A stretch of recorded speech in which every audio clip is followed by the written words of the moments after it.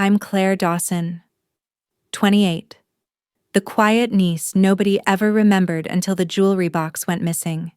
It was my grandmother's memorial, held in the rose-lit foyer of St. Augustine's, that old sandstone church with the heavy wooden doors and brass handles polished by decades of grief.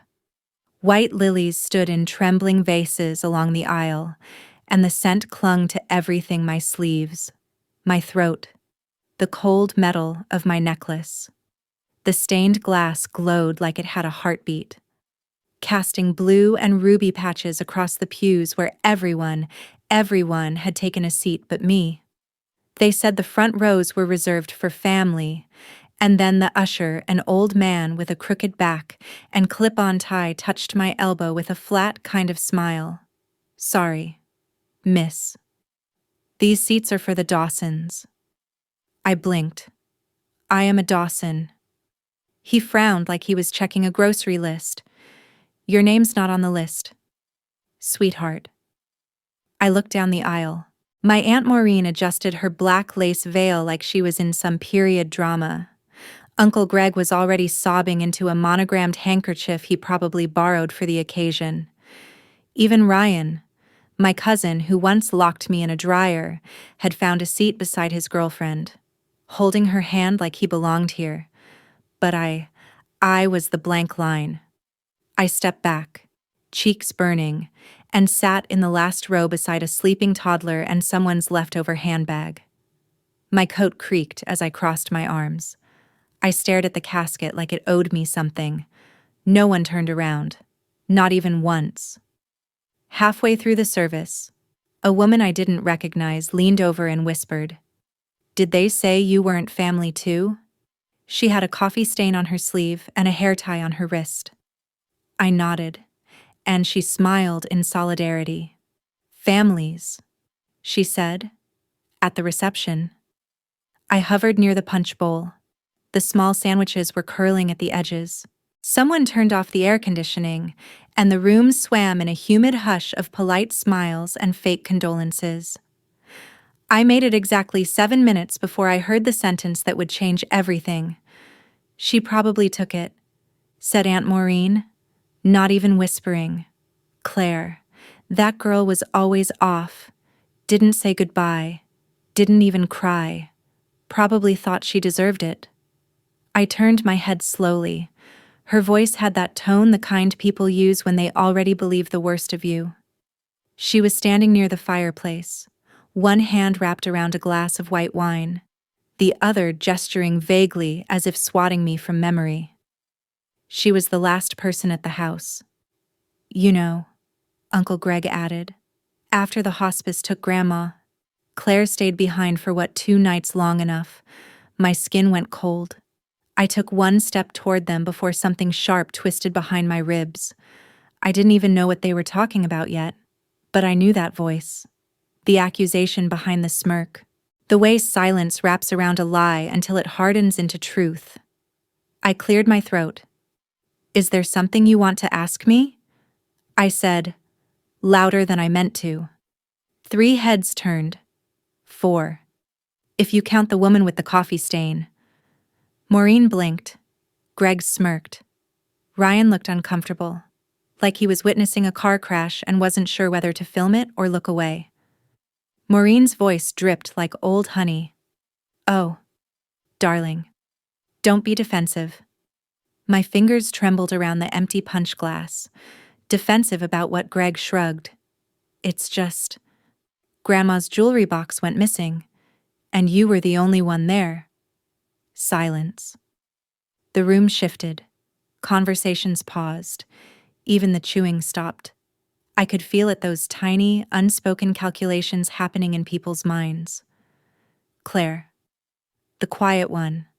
The disappointment. Maybe. Probably. I smiled, but it felt like peeling bark from a tree. "You mean the red velvet box in her armoire?" Greg nodded slowly. "So you know it." Of course I knew it. Grandma showed it to me when I was 10.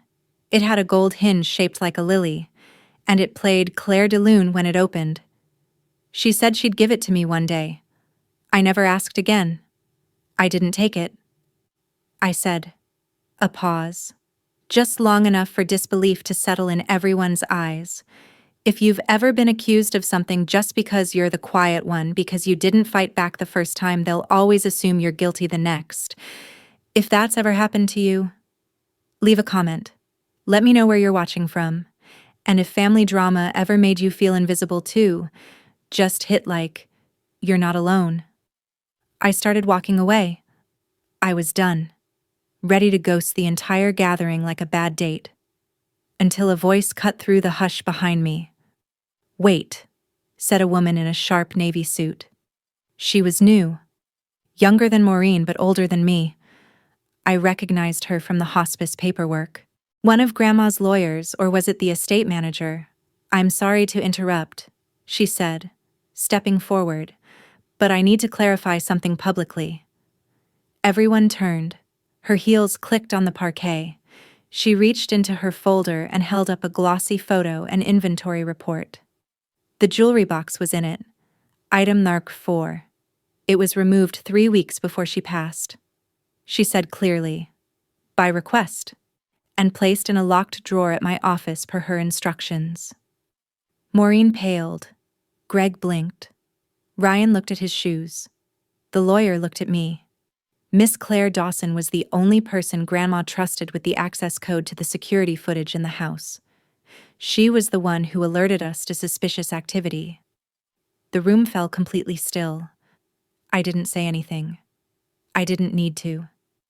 That silence, the one that followed, was louder than every whisper they'd ever thrown at me, and for the first time that afternoon, they all looked at me. I didn't stay long after that. The air in the reception hall had shifted warmer. Yes, but not in a comforting way. It was like the heat from an engine right after it dies. Everyone looked at me, but no one came closer. Not to apologize, not even to ask questions. Just the soft buzz of confusion, guilt, embarrassment, like people had all walked into the same glass door and were waiting to see who would admit it first. I left my glass on the buffet table, still half full of cheap sparkling cider. My coat was too warm by then, but I wrapped it tight anyway and slipped out the side door. The evening was quiet. It always was in that part of town, oak trees bending overhead, sidewalks cracked with time, and the distant hum of someone's television through open windows. I sat in my car for a long time before turning the engine on. No one followed me out. No one called my name. I wish I could say I cried. That something inside broke open like a dam, and I drove home sobbing and healed by the release. But I didn't. I just sat there staring at the dash clock as it clicked from 6:52 to 6:53, hands locked in my lap. Not cold, not hot, just still. Let me take you back a little. 3 weeks before Grandma passed. I stayed at her house alone. Everyone else had done their visit Maureen with her flowers and forced smiles. Greg with his over-loud voice pretending not to see how thin she was getting. But me, I stayed. I didn't post about it. Didn't even tell my friends. I just packed a bag, drove out to the old house near Belmont Creek, and sat beside her in the quiet while the machines beeped faintly in the background. Sometimes she spoke. Mostly, she just held my hand. She still called me Little Mouse. On the second night, she motioned for her nurse to help her sit up, and then waved everyone else out of the room. She waited until the door clicked shut. "There's something I want you to see," she whispered. "Bottom drawer, behind the scarves." I knelt down and pulled open the drawer. There, underneath a silk green shawl with tiny embroidered roses, was the red velvet box. It was lighter than I remembered. The music still worked soft and watery now, like the sound of a lullaby underwater. I opened it slowly, expecting rings, brooches, at least a string of pearls. But there was nothing inside, just a tiny folded slip of paper. "You're wondering where the jewelry is," she said, as if reading my thoughts. "I sold it. Years ago. What I looked back at her, blinking. But everyone thinks I know. She interrupted. I let them think. They never asked why I kept the box. It was never about what was in it. I unfolded the paper. Claire, I trust you. Keep the code. Watch carefully. There were 6 digits scribbled below in her tight cursive. Security footage, I asked. She smiled weakly. I had cameras installed last year. They laughed at me, called me paranoid, but I saw them. Claire, not just one of them. 2. I sat beside her. My hands were shaking. Who I don't want to say it aloud, she said, voice barely audible. Because then, it becomes real. The nurse knocked on the door a moment later, and I tucked the box back into the drawer. I never brought it up again, not with her, not with anyone. After she passed, I stayed one more night in the house. I couldn't sleep. Around 2 in the morning, I crept downstairs and plugged in the access code. The file directory loaded slowly on the dusty desktop in her study. There were hundreds of clips. Most just showed the empty hallway, the soft shuffle of nurses coming and going. But one folder was labeled in her handwriting, "Do not erase." The first video was from December 3rd, 9:21 p.m. It showed Uncle Greg entering her bedroom, looking over his shoulder, and pulling open the drawer. The second, from the next morning, showed Maureen placing something small in her purse and then wiping the drawer with a tissue. I saved both files to a flash drive and locked the drawer. Then I waited. I didn't want to use them, not unless I had to. And standing in that church, watching them turn their backs on me like I was some stray dog at the funeral, yeah, that was my limit. But here's the thing they never expected. I didn't come forward out of revenge. I came forward because I had to sit across from Grandma while she whispered, "Don't let them rewrite the ending." They tried. Of course. 2 days after the service, I got a call from Maureen. "Claire, sweetheart," she began, syrupy sweet. We were all just so confused about what I asked flatly. She sighed. "About you showing the footage without letting us explain. You didn't try to explain. You accused me in public." A beat of silence. We were grieving. People say things they don't mean. "No," I said. "People say what they believe when they think they can get away with it." I hung up. Then came the messages from Greg. He left 3 voicemails. One started with, "Listen, this whole thing is a big misunderstanding," and ended with, "We're family. For Christ's sake." I didn't call him back either. What I did do was take the flash drive to Grandma's estate lawyer. I didn't want the jewelry. I didn't even want the box. I wanted the truth in writing. The next week, the lawyer released a statement to the family. It was simple. Claire Dawson was entrusted with the estate's internal surveillance. She acted in accordance with Grandma's instructions. No items were missing from the secured inventory. And that should have been the end of it. But in families like mine, the truth is never enough. It's not about facts. It's about perception. It's about who tells the story loudest and who they're willing to silence. I stopped getting invited to family events. The group chat renamed itself. Maureen posted a photo of her and Greg on Facebook with the caption, "Some people just don't understand real loyalty." They never said my name, but I saw it between every line. Still, I didn't fight. I didn't post screenshots. I didn't go public. I just lived. Quietly. The way I always had. Until something strange started happening. I began to get messages. Private ones. From cousins. From their partners. Even from people I barely remembered. "Hey, Claire. I just wanted to say I'm sorry for what happened. You didn't deserve that. I always knew you were the real one." And then one that surprised me most. From Ryan. "Claire. I've been thinking about what happened. I was too quiet. I should have said something. I'm sorry. It was only 3 sentences, But it mattered. Not because it fixed anything, but because someone noticed. Because silence, when it's finally broken, can echo for a long, long time. And sometimes, the people who doubted you first start listening last. The flash drive stayed in my kitchen drawer for weeks after that. I didn't look at it again. I didn't need to.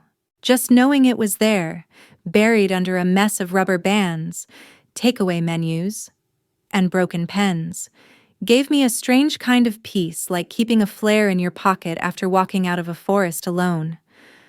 I went back to my job at the library. No one there knew what happened, and I didn't tell them.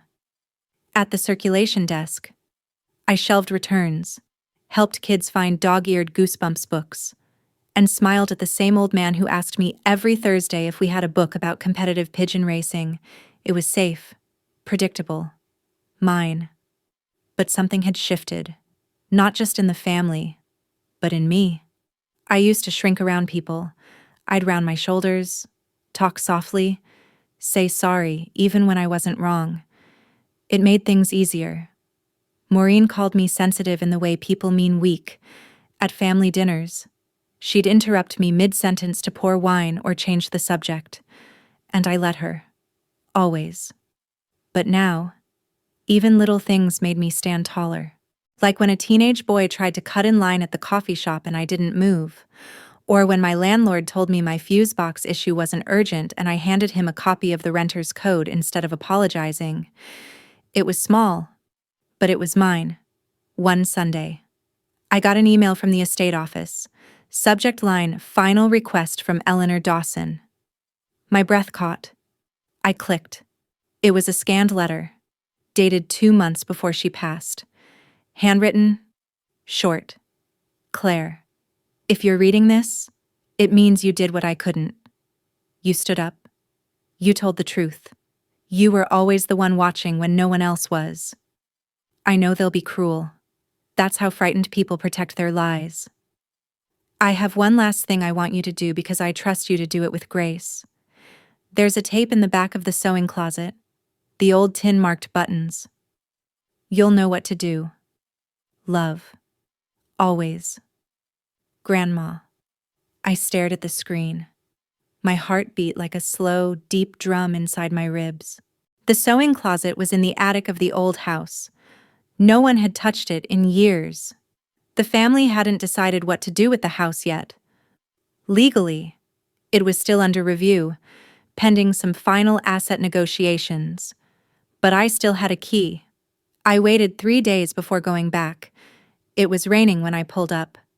The gutters overflowed. Leaves stuck to the windshield like fallen pieces of memory. Inside, the house smelled like lavender and dust. Her slippers were still by the heater. A single mug sat beside the sink, stained with the ring of old tea. I stood in the doorway for a long time, just breathing in that strange mix of comfort and sorrow. The attic stairs creaked the same way they always had, like someone whispering secrets down to the floorboards. I pulled the string for the bulb.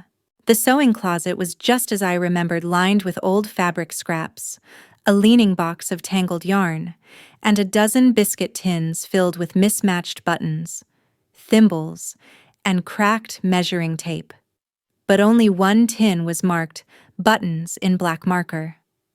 I opened it slowly. Inside was an old VHS tape.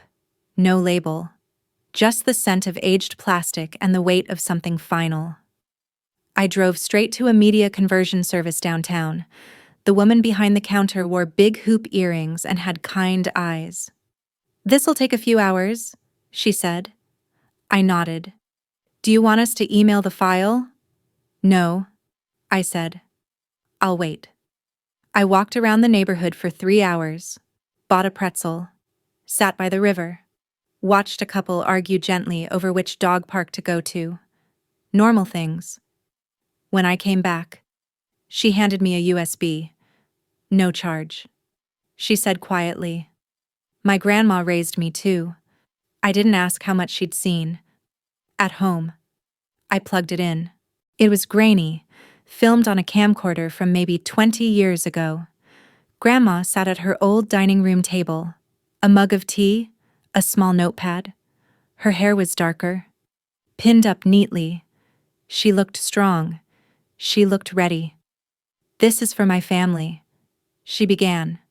"And for anyone who thinks kindness is weakness." She looked straight into the camera. "I have spent most of my life keeping the peace, smiling through lies, laughing off slights. And I've watched it hurt the people I love, especially Claire." I froze. She's the only one who never asked for anything, the only one who listened. Grandma picked up the jewelry box and turned it toward the camera. "This box doesn't matter. These jewels, these little shiny lies, they don't mean anything to me anymore. What matters is who showed up when it was quiet, when there was no reward, no inheritance, just time." She paused. "I want you to know, if you are watching this, that if you doubted her, you were wrong. If you stayed silent while others accused shame on you, and if you still don't believe it, maybe you never really knew me at all." She closed the box. "I hope someday Claire will forgive you." The screen went black. I sat back, tears burning behind my eyes but not falling. It was like being seen after years in the dark. I could have released it, posted it, sent it to every smug cousin and finger-pointing aunt, but I didn't. I saved the file and made one copy. Just one. Then I slipped it into an envelope with no return address and mailed it to Maureen. No message, no explanation. Just the truth. About a week later, I got a voicemail. Maureen's voice was cracked, like she'd been crying or screaming, or both. "Claire, I got it. I didn't know she felt that way. About you. About us. I'm sorry. I didn't call back. Forgiveness isn't a performance. It isn't a family dinner with awkward hugs and forced laughter. Sometimes, it's just letting go without expecting anything in return." I walked to the kitchen, opened the drawer, took the flash drive out and held it in my palm. Then I tossed it in the trash. It was done.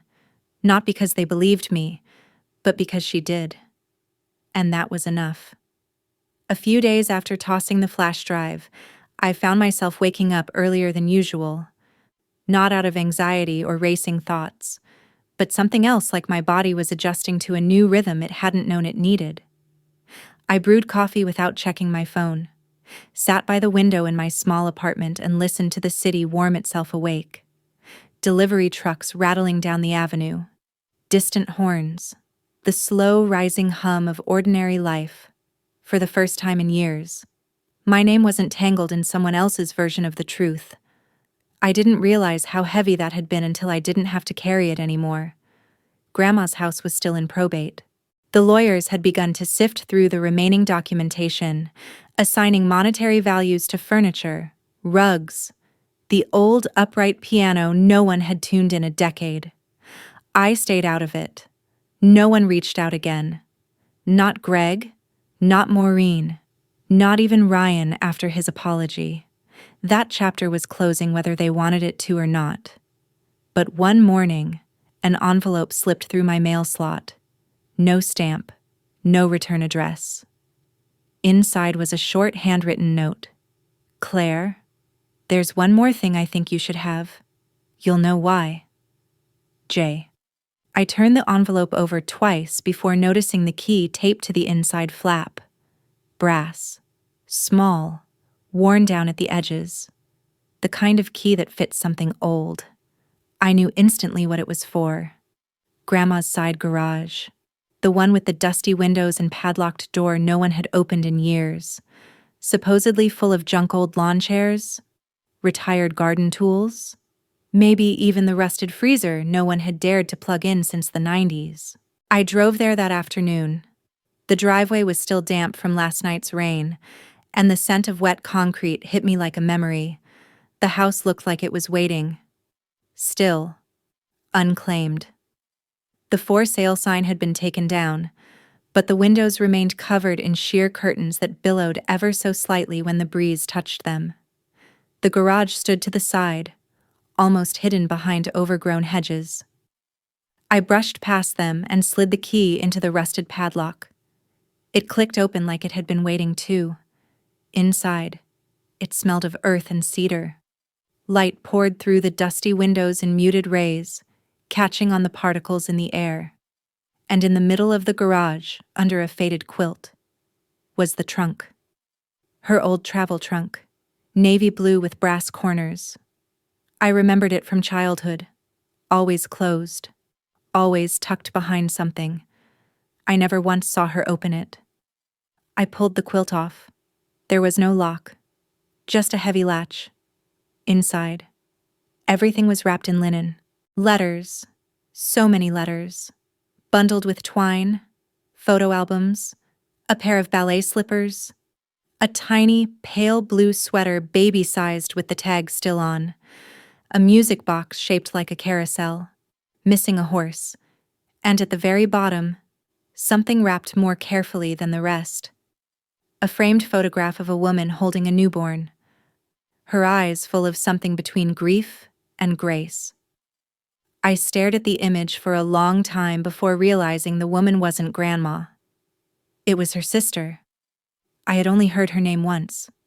Evelyn. Died young. I was told. Never talked about. A family sadness.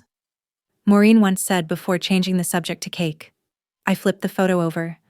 On the back, Grandma's writing, Evelyn and baby Clara, 1964.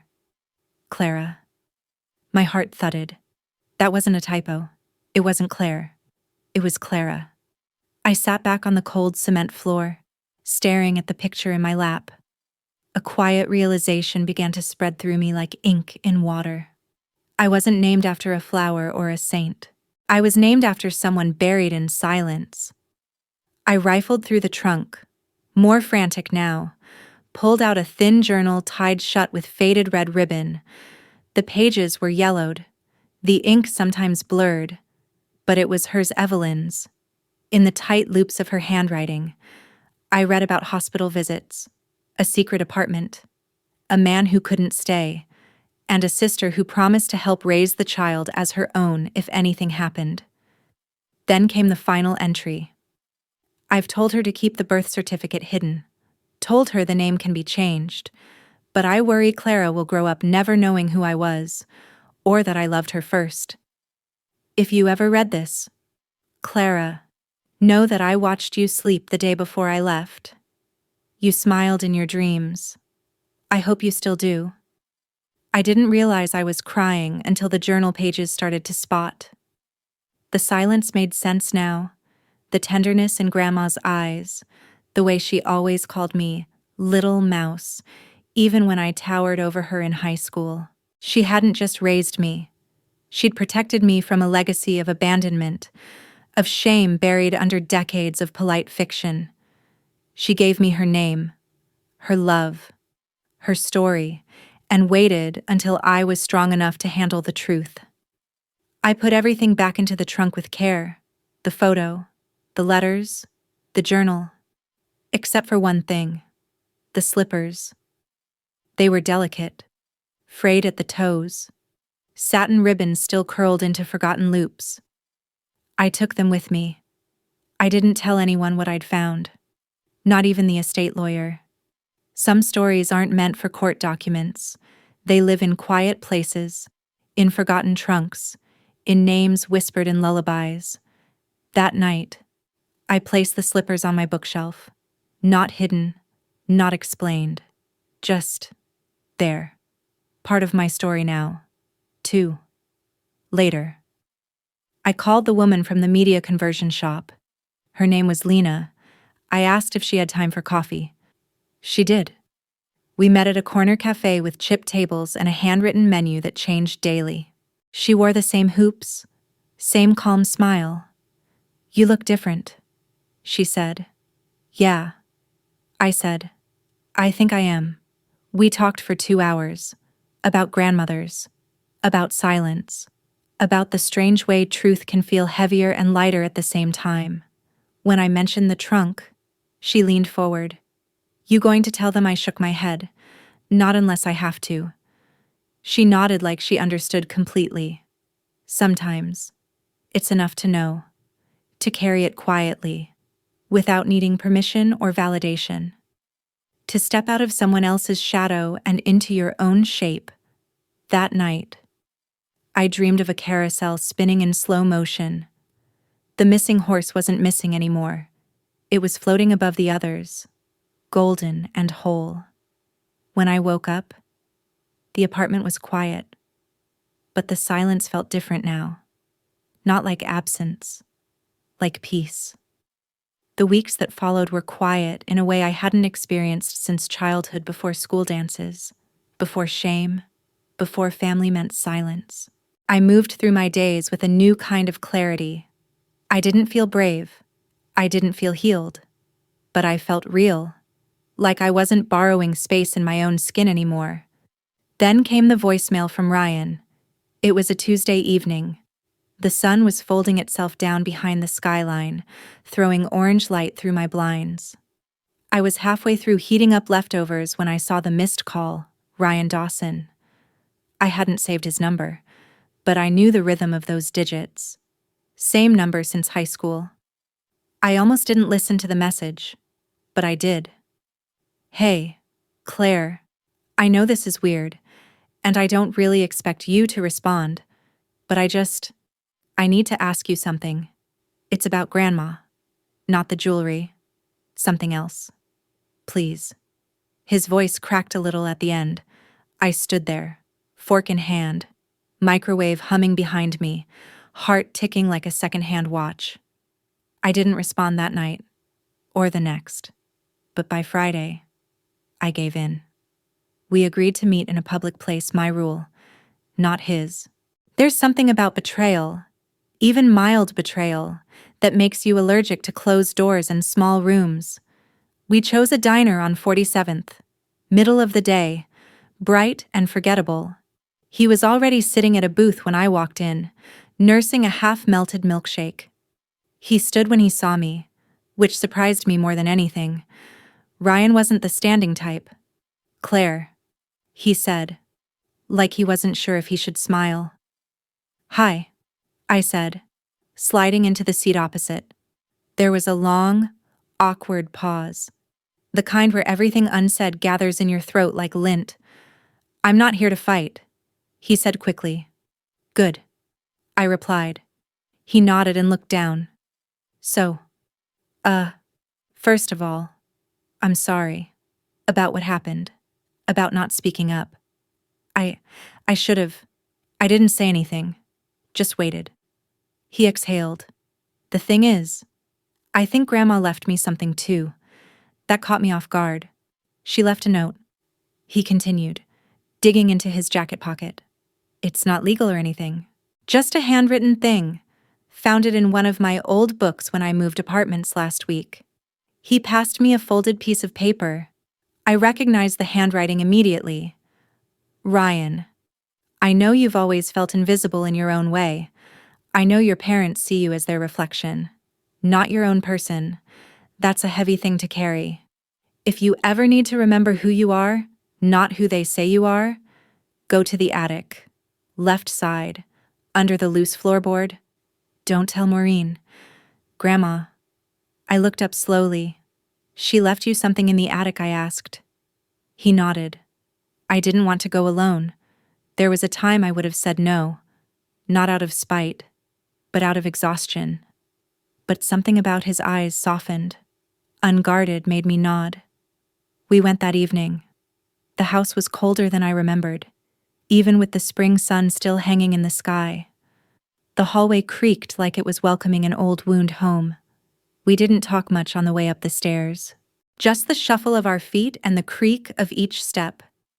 The attic smelled the same cedar and dust and forgotten things.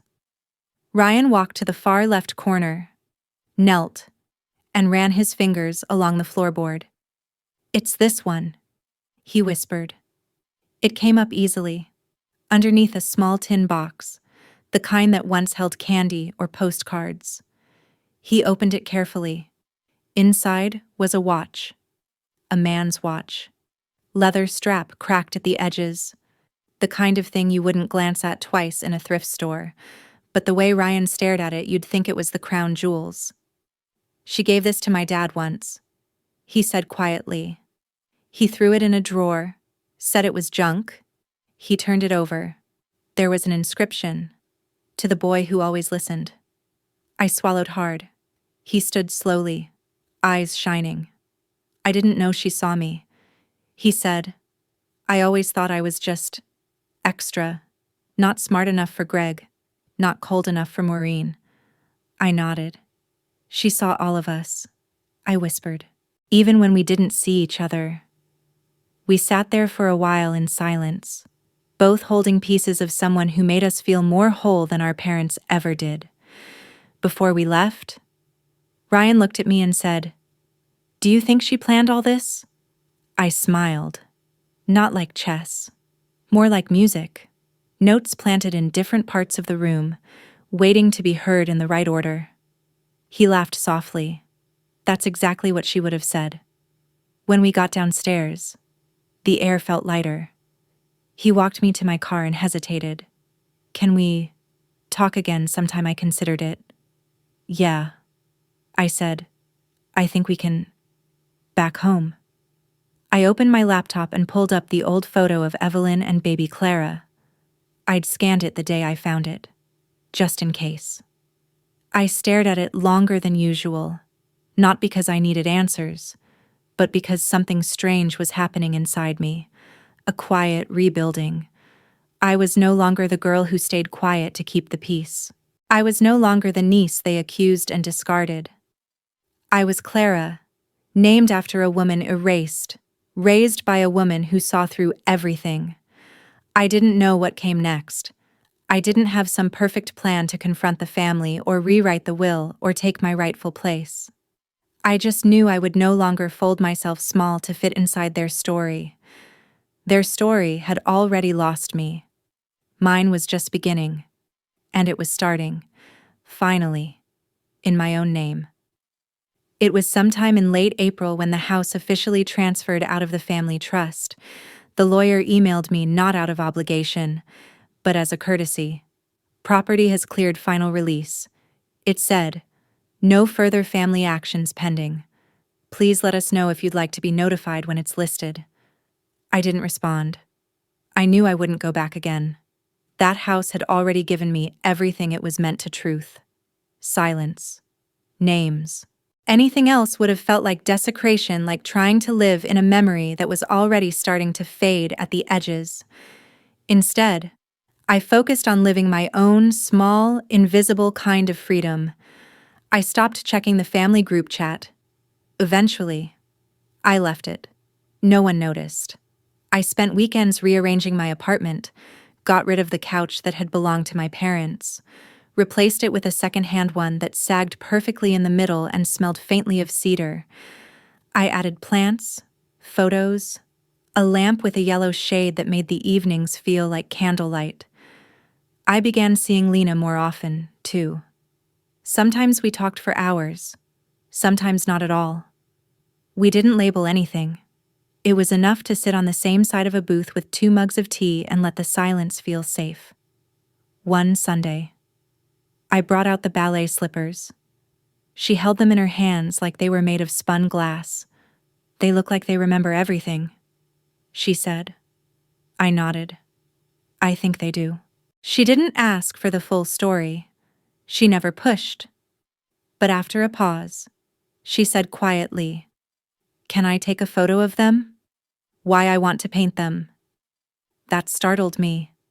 "You paint, I used to," she said. "Stopped when I lost my grandmother. Haven't really wanted to since." I passed her the slippers. "Then start here." The next time I visited her studio apartment, the painting was halfway done. It wasn't just a pair of slippers on a canvas. It was memory, reconstructed. The ribbons reached like roots. The satin seemed to shimmer with breath. And in the shadows beneath, faint outlines of a woman's face. Maybe Evelyn's, maybe Grandma's, maybe mine. I stood in front of it for a long time, and for the first time, I didn't think of what had been stolen from me. I thought about what I had recovered.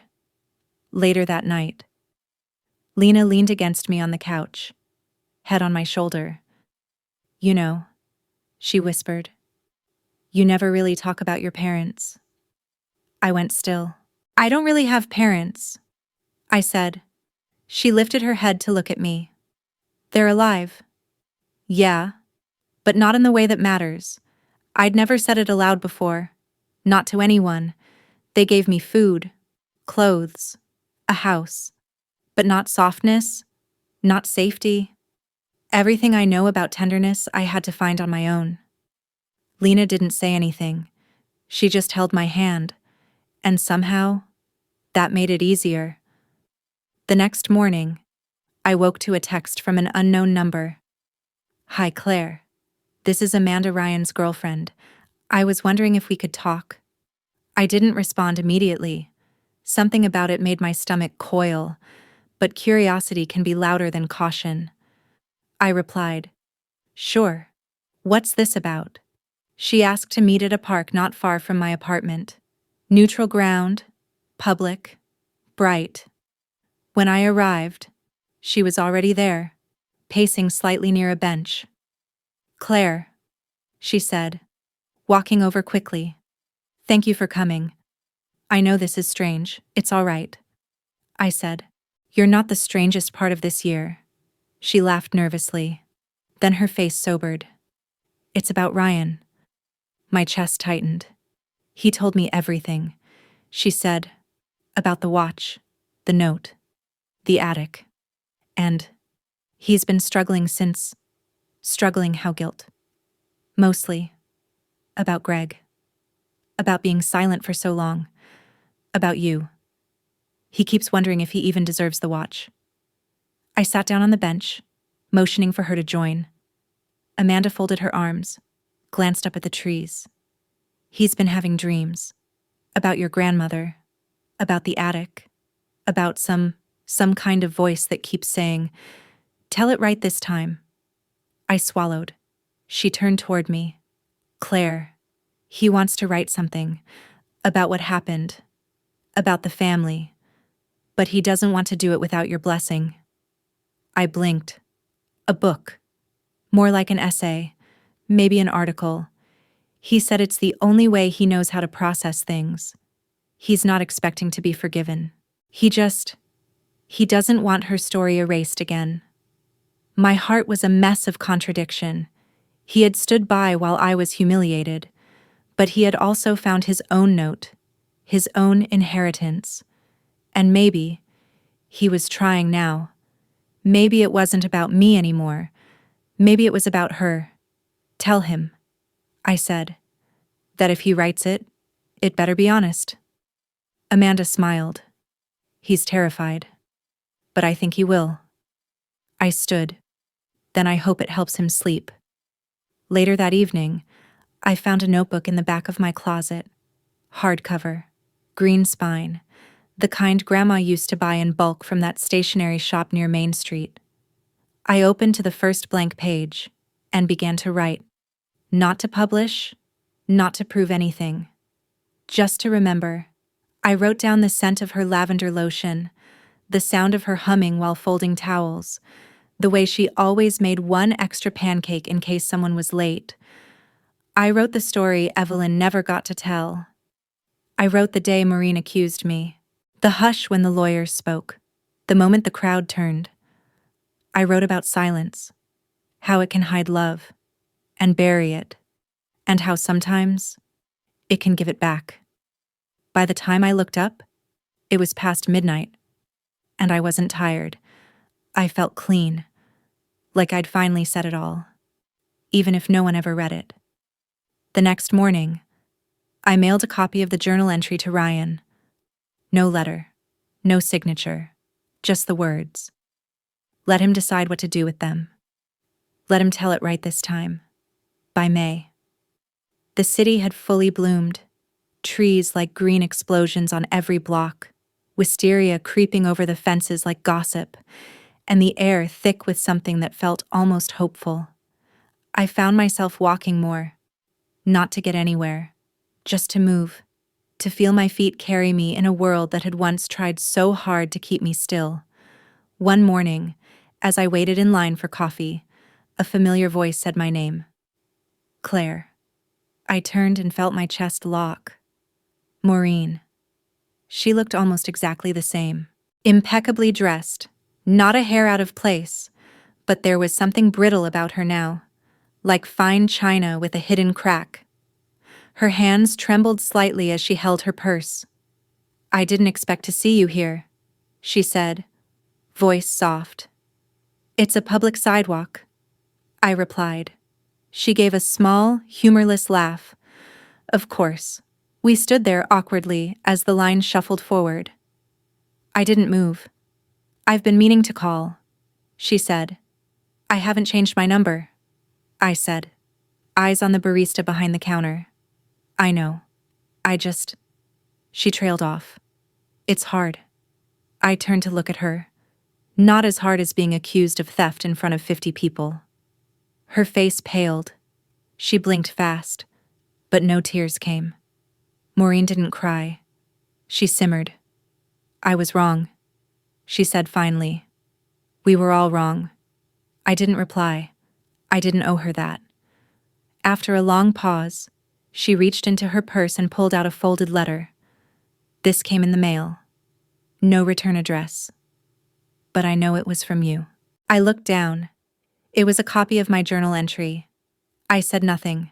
I read it. She whispered. Twice. Then again. I had to.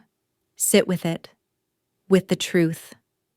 I thought I knew everything about Mother, but I didn't even know she was still protecting Evelyn. I didn't know she saw you. She always did. I said. She nodded slowly. I see you now. Too. That sentence landed like a weight in the center of my chest. I wasn't sure if it was apology or confession. Maybe both. I know it doesn't change anything, she added. But I wanted to say it. Out loud. To your face. That was the first time Maureen had spoken to me directly since the funeral. I studied her for a moment. She looked smaller now. Not physically. Just less certain. Less sharp. I took the coffee that was handed to me, gave a quiet thank you to the barista, and turned to leave. But I paused. I see you too. Maureen, I said. She looked startled. But I don't owe you closeness. I don't owe you a reunion. I understand. I hope you do. And I walked away. Not with triumph. Not with bitterness. Just release. That same week, Lena finished the painting of the slippers. She hung it in a small local gallery on 9th Street. It wasn't a major opening, just a quiet Wednesday night showing. A glass of red wine in paper cups, and a handful of curious strangers murmuring their way down the hall. She didn't tell me until the night before. I didn't want you to feel like you had to come, she said. Of course I'm coming, I said. They're not just slippers anymore. When I arrived, the painting was already drawing a small group. People stood close, tilting their heads, reading the name card beneath. Inheritance, oil on canvas, Lena Garcia. They didn't know the story, but they felt it. That was enough. Lena stood beside me, arms loosely folded. I think Evelyn would have liked this. I smiled. She would have said we were all being far too sentimental, then cried in the bathroom. We laughed, and something inside me shifted again. Not a grand revelation, just a small rebalancing, like a bone sliding quietly back into place. That night, I dreamed I was standing in the old garage again. The trunk was gone. In its place, a circle of chairs, each one empty but warm, like someone had just risen from them. And in the center, a carousel turning slowly, no music, just motion. I woke up before it stopped. The next morning, Ryan texted, "Articles going live this weekend. Thought you should know. I changed the names. Except yours. You deserve to be named. I stared at the message, then replied, Okay. On Sunday, the piece went up on Medium, title How We Buried a Woman Twice. What my grandmother taught me about silence, inheritance, and the cost of cowardice. It was raw, vulnerable, honest. He didn't spare himself. He didn't spare the family. But he didn't attack them, either. He told the truth with a trembling kind of grace. The piece made quiet waves, shared by strangers, picked up by a small literary blog, mentioned in a podcast, and with each mention, I felt less alone. One comment stayed with me. I was the quiet one. 2. Until someone accused me of something I didn't do. That was the first time I realized I needed to speak not for them, for me. I liked it without replying. Some things don't need answers, only recognition. In early June, I got one final envelope in the mail, no return address. Inside a photo. Me, Grandma, and Ryan. Summer of 2001, we were seated on the back porch. I was holding a lemonade. Ryan was holding a frog. Grandma was laughing at something just off camera. On the back, in Grandma's handwriting, you will forget moments like this, but they're the ones that keep you alive. I framed it, put it next to the slippers. Didn't explain it to anyone. Didn't need to. That was the thing about truth. Once you claimed it, it stopped asking for approval. Summer came quietly. By late June, the air felt slower, the kind of warm that made you stop rushing. Cicadas hummed in the evenings, streetlights buzzed faintly against the haze, and everything felt like it was pausing to breathe. I'd wake up early, not because I had to, but because I liked the stillness. The hour before the city got noisy, when the only sounds were birds, the creak of the floorboards, and the soft groan of the kettle coming to life. I wasn't chasing anything anymore. Not forgiveness, not proof. I was just here, present, awake. One morning, I walked to the park near my apartment with a small canvas bag over my shoulder. Inside it, the original red velvet jewelry box, empty, still. The music didn't play anymore. The winding key had rusted, and the lid creaked now when you opened it. But it was beautiful, worn the way something gets when it has been loved and unloved and misunderstood and carried anyway. I sat on a bench under a sycamore and watched people pass by, kids on scooters. A woman reading aloud to her daughter, a man in scrubs asleep on a blanket. After a while, I placed the box on the bench beside me, not ceremonially, just gently, like putting something down after carrying it too long. I didn't leave it behind, but I let it sit there in the sun for a while. It looked different outside the house, smaller, humble, almost ordinary. Later that day, I tucked it back in my bag and returned home, placed it in a drawer with a soft cloth wrapped around it, not hidden, not displayed. Just there, part of the architecture now. That weekend, Lena and I took a short trip to the coast. We didn't plan it much. We just packed a few things, got in her car, and drove until the air changed. Until salt replaced smog and the clouds turned thinner. We found a small inn with peeling paint and a woman at the front desk who called everyone darling. The sheets smelled like lemons. The hallways creaked when you laughed too loud. It was perfect. On the second evening, we sat on the sand and watched the tide roll in. No music, no phones, just the water breathing in and out like something sacred. "Do you ever think about your grandmother now?" she asked. "All the time," I said, "but it's different. How she's quieter, but she's still here. Sometimes in the way I fold towels, or the way I tilt my head when I'm thinking." Lena smiled. "I see her in you." I let that sit for a while. Then I asked, Do you think people can carry other people's stories inside them even when they're gone? She looked out at the sea. I think we do it all the time. The next morning, I got up early and walked down to the water alone. It was low tide. The sand packed hard and cool beneath my feet. I stopped near the edge and looked out at the horizon. For a long time, I just stood there. Then I reached into my jacket pocket and pulled out the only remaining thing I hadn't yet let go of, the slip of paper from the jewelry box. Claire, I trust you. Keep the code. Watch carefully. I read it one more time. Then I let the wind take it. It fluttered, stalled, and then skimmed into the tide like a message finally delivered. No fireworks, no epiphany. Just space. Emptied space. The kind where something new might grow. We drove back the next day, and everything felt a little different. The streets looked cleaner. The light fell differently across my bookshelf. Even the plants I had forgotten to water seemed to lean closer to the window, as if forgiving me. A week later, Ryan's article was referenced in a panel about intergenerational silence. The speaker quoted a line he'd written near the end: "We carry forward what we do not speak aloud." And sometimes, the bravest thing we can do is name what we've inherited and choose differently. I copied that line and pasted it into a note on my phone, not as a mantra, just a reminder. A gentle post-it to self. In late July, I got an envelope in the mail, not from anyone I knew. The return address was from a university in the Midwest. Inside was a brief letter.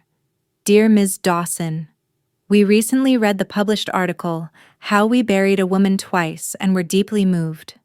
We are curating a collection of private family histories written by underrepresented voices and would be honored to include your journal excerpt, if you're open to sharing it. Warmly, Eli Katz, Archival Studies, Morningside University. I read it twice, and then I emailed back. You can include it. Just don't change a word, and credit the women who didn't get to speak. Evelyn and Eleanor Dawson. They agreed. I didn't tell Maureen. I didn't tell Greg. Some stories don't need the audience they hurt. They just need light. Later that summer, I visited the cemetery. First time since the funeral. The headstone was simple, the grass neatly trimmed. I brought no flowers, just stood there and let the wind thread through my sleeves. I whispered thank you, for seeing me, for trusting me. I hope I told it right. As I turned to leave, I noticed something small in the grass near the stone. A bracelet, child-sized, plastic beads strung on red thread. Someone else had been here. Maybe a stranger, maybe a cousin's child, maybe someone who just felt seen by a woman they never met. I smiled. I left it where it was. That evening, Lena came over with 2 bottles of sparkling lemonade and a bag of peaches from the farmer's market. We sat on the floor, played music, didn't talk about grief or family or who failed who. Just now, just the day. At one point, she looked at me and said, "Do you ever think it's over? All of it?" I shook my head. It's never over. But it gets quieter. She nodded. Good. The sun slipped below the buildings, and we sat in the amber hush it left behind. No big revelations, no justice banners, just 2 women, peaches, music, memory, peace.